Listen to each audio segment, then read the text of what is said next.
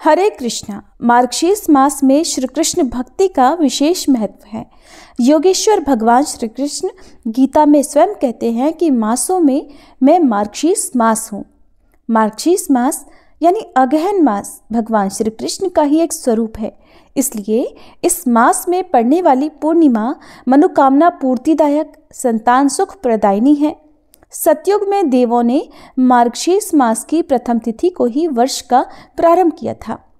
पूर्णिमा के दिन श्री सत्यनारायण भगवान की कथा, लक्ष्मी पूजन, शंख पूजन और भगवान श्री कृष्ण सहित चंद्रमा का पूजन करने से मन के विकार मिटते हैं, जिससे मन में बसी हर कामना को पूर्ण किया जा सकता है। मार्गशीर्ष पूर्णिमा के दिन ही मां अन्नपूर्णा की जयंती भी मनाई जाती है, इसलिए ये तिथि सबसे खास है। पूर्णिमा के शुभ मुहूर्त में श्री कृष्ण, भगवान श्री विष्णु, लक्ष्मी जी सहित चंद्रदेव का पूजन अवश्य करना चाहिए। नियम पूर्वक स्नान करके आचमन करें, भगवान का पंचोपचार पूजन करें। इसके बाद ओम नमो नारायण मंत्र का उच्चारण करके हवन करें। रात को चंद्रमा को अर्घ्य देते समय प्रार्थना करें कि मेरे द्वारा दिए गए अर्घ्य को हे चंद्रदेव आप स्वीकार करें। आप श्वेत किरणों से सुशोभित हैं, आपको नमस्कार है। आप श्री लक्ष्मी जी के भाई हैं, आपको नमस्कार है। और फिर मार्गशीर्ष पूर्णिमा या फिर उसके ठीक अगले दिन अपनी सामर्थ्य के अनुसार आप ब्राह्मणों को भोजन करा सकते हैं, उन्हें दान देकर विदा कर सकते हैं। और पूर्णिमा के दिन माता, बहन, पुत्री या फिर परिवार की अन्य स्त्रियों को भी वस्त्र देने चाहिए। पूर्णिमा के शुभ मुहूर्त में भक्त द्वारा की गई भगवान की मानसिक पूजा भी संपूर्ण फल प्रदान करती है। अपने विशिष्ट गुणों के कारण मार्गशीर्ष पूर्णिमा दुर्भाग्य को सौभाग्य में बदलने की क्षमता भी रखती है। अगर किसी व्यक्ति को लंबे समय से कोई कष्ट है तो वह मार्गशीर्ष पूर्णिमा के दिन व्रत रखकर स्नान ध्यान द्वारा अपने दुर्भाग्य को सौभाग्य में बदल सकता है। मां अन्नपूर्णा को शास्त्रों में संसार के भरण पोषण की देवी कहा जाता है। उन्हें अन्न की देवी माना जाता है। धार्मिक मान्यता है कि एक बार जब काशी में अकाल पड़ा तो लोग भूख से व्याकुल होने लगे। तब भगवान शिव ने लोगों की सहायता की। अगहन पूर्णिमा के दिन ही माता पार्वती ने अन्नपूर्णा का रूप धारण किया और फिर भगवान शिव ने लोगों की भूख मिटाने के लिए मां अन्नपूर्णा से भिक्षा मांगी थी। इसके बाद मां अन्नपूर्णा ने वचन दिया कि काशी के लोग अब कभी भूखे नहीं रहेंगे। इसलिए मां अन्नपूर्णा को अन्न, भोजन और समृद्धि की देवी कहा जाता है। अन्नपूर्णा जयंती के दिन रसोई घर में मां अन्नपूर्णा की तस्वीर रखकर पूजा की जाती है।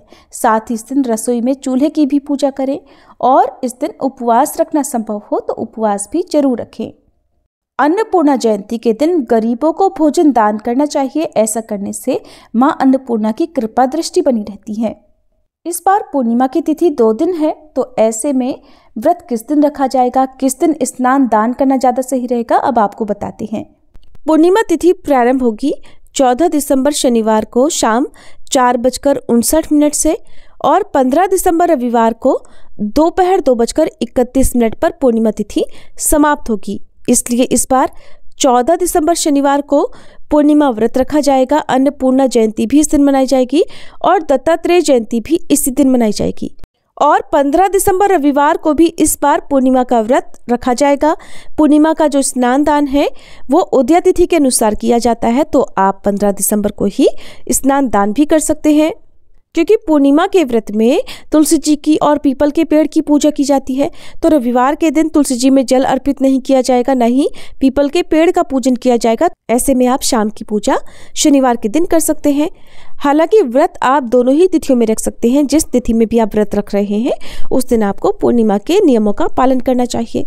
14 दिसंबर शनिवार को सूर्योदय होगा सुबह 7:04 पर, सूर्यास्त शाम 5:39 पर होगा।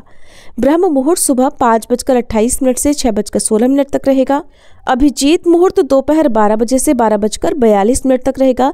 और इस बार पूर्णिमा तिथि पर दोनों ही दिन बहुत ही शुभ योग बन रहे हैं। सर्वार्थ सिद्धि योग बन रहा है, जिसमें सिद्धि योग सुबह 8:26 तक रहेगा। उसके बाद में साध्य योग अगले दिन तक रहेगा।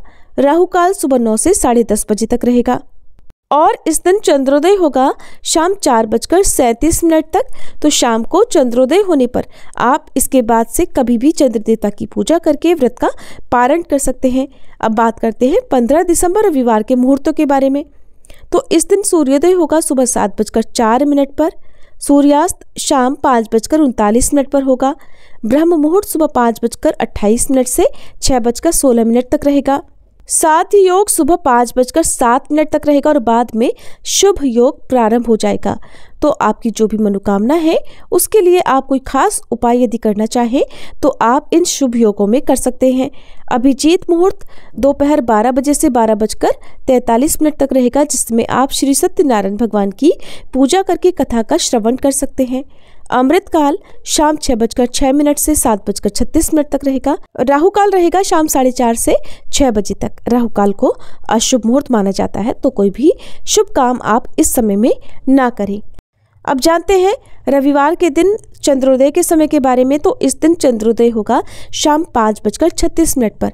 हालांकि पूर्णिमा तिथि दोपहर तक ही समाप्त हो गई होगी, क्योंकि यही कारण है कि जब भी लोग पूर्णिमा का उपवास रखते हैं तो शाम को जिस समय चंद्रमा उदय हो रहे हो उस समय पूर्णिमा तिथि यदि विद्यमान होती है तो उस तिथि में पूजा करना या व्रत रखना ज़्यादा सही मानते हैं।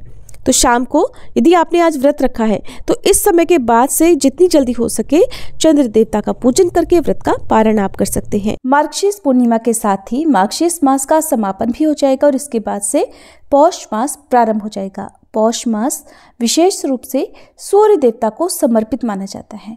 ये थी आज की वीडियो। अगर जानकारी अच्छी लगी हो तो वीडियो को लाइक जरूर कीजिएगा।